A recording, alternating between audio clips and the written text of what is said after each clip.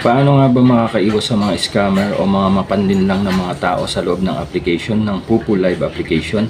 Tara, pag-usapan natin yan. Let's go! I got so much motherfucking design on right now. Bring it down, bring it down, bring it down. I got 3 whole thoughts on the block. Bitches on the line, and you know.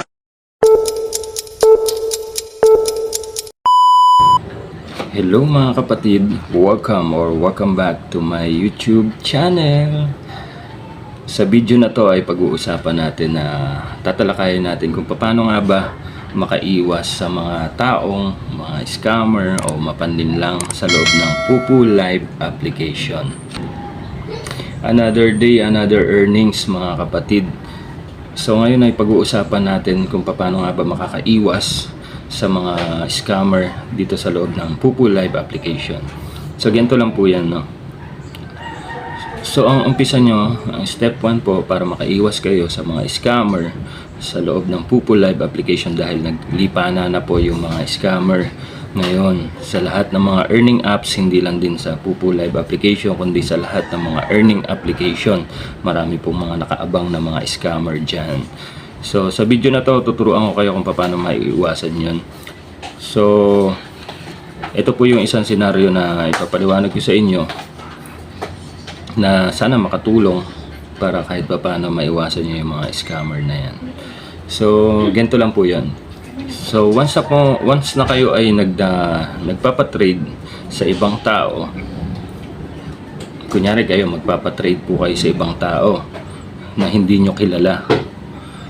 So wala kayong assurance, 'di ba? Wala kayong assurance na maibabalik sa inyo yung ibinagsak nyo. So ang gawin nyo, paunahin nyo po siyang magbagsak. So pag hindi nyo kilala, sabi ko nga po, paunahin nyo siyang magbagsak kung magpapatrade sa inyo. Kasi yan po yung mga nasa loob lang po ng mga party live o mga solo live, mga nakaabang lang po yan sa baba, yung mga scammer. Kaya mag-ingat po kayo, doble ingat po. So yan yung mga hindi naghahanap buhay, gusto lang kagad nila easy money, panloloko. Yan yung mga gustong-gusto nila, yung mga nakaabang ng mga scammer.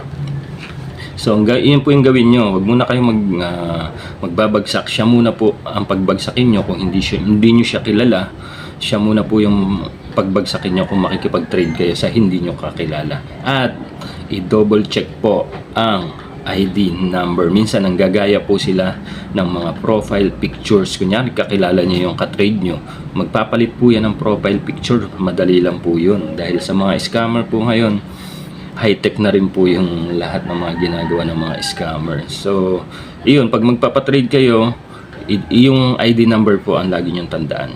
Kung kakilala nyo siya o kaibigan nyo, ID number pa rin yung hingin nyo, kung ano ID number niya. O kaya paakyatin nyo sa party live niya, tapos pag open cam nyo para makasigurado kayo sa pagtitrade, para hindi ma-scam yung mga pinaghirapan nyo. Kasi napakahirap po mag-ipon ng mga coins kung tutuusin, lalo na kung kukuha lang kayo sa fireworks o sa mga mystery box. Mahirap pong mag-ipon ng mga coins.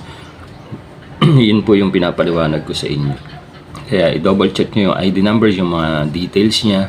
At especially pa, ito pa isa number 1, wag po kayo magbibigay ng OTP o yung one tap password sa ibang tao. At lahat ng mga information nyo, huwag nyo pong bibigay sa kanila. Kahit manghingi sila, wag nyo pong ibibigay. Yan po ay dahil personal nyo na po yan. Huwag nyo ibibigay kahit kanino. Kahit kaibigan nyo yan, kahit matalik na kaibigan nyo, huwag kayo magtiwala. Dahil minsan, kala nyo, totoong kaibigan, yung pala, i-scam lang kayo. Basta sa loob ng application, huwag magtiwala. Lalong-lalo na pag malaki yung pinapatrade nyo. I-double check yung ID number, kahit yung pictures, madali na po yung gayahin, i-screenshot lang po yan, tapos papalitan lang nila yung mga profile pictures, nagaya na yung mga profile pictures na kakilala nyo. Madali lang po kahit yun sa inyo, kahit kayang gayahin. I-screenshot lang nila yan, tapos i-crop lang yan, tapos ilalagay na sa profile pictures nila, sa account nila. Di nagaya na yung mga profile pictures nyo. Kaya ang lagi nyo tandaan nyo, ID number po ang wag nyong kakalimutang i-check kung sino yung katrade nyo. Tanong nyo muna, ano po ba ID number mo, para makasigurado ako o siya muna pagbagsakin nyo, wag muna po kayo magbabagsak kung siya yung magpapatrade, lalo na hindi nyo kakilala. And meron pa isang scammer na pwede nyong iwasan. Yan to po yung senaryo. Bali, ang partner ko po ay nagbebenta, nagre-recharge ng mga coin seller, nagko-coin seller po siya. So, anong nangyari po nung time na yon? Siyempre, sa sobrang dami na nagpapa-recharge sa kanya kasi nagbebenta siya ng mga coins para pang sugal ng mga ibang tao. Ang nangyari po yun, through GCash ang bayaran. So, nag-send ng number yung partner ko at ng pangalan niya. So, ang nangyari po yun, yung pinadala po na receipt, yung receipt po na pinadala niya na screenshot ng payment niya ay na-edit po ang pangalan at napalitan din yung number doon sa GCash number. So parang ginaya niya yung kumuha siya ng isang screenshot ng isang GCash na receipt, tapos pinalitan niya lang inedit niya yung pangalan at saka yung number, yung cellphone number. So bali parang lumabas, nabayaran na niya, ganun, kasi nasend na raw niya, ganun. Hindi niya lang na double check sa sobrang dami.